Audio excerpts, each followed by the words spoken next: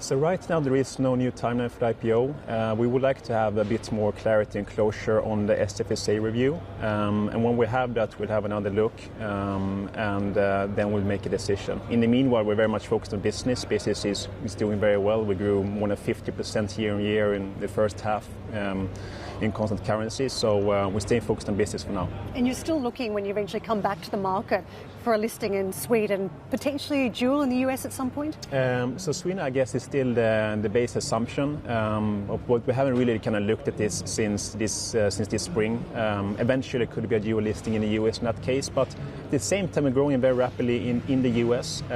It's now our second largest market after Sweden. So we'll see when we get there.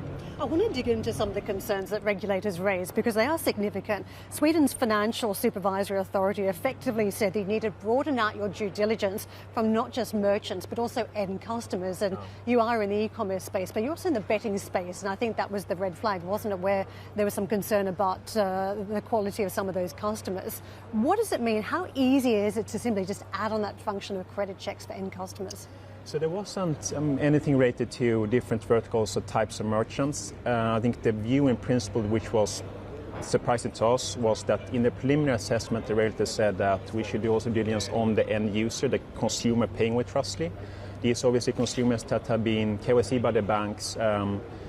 And so we have designed our solution in the way we think we fit into the regulatory framework.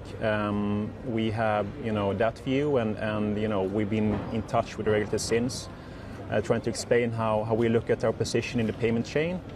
And being an open banking company, it's of course, you don't see open bank companies today doing customer diligence on the consumer. That's something that the banks have already done, so to speak. So we'll see where we end up eventually. It was a preliminary assessment by the regulator. It wasn't a final view. And we have now tried to explain how we look at things.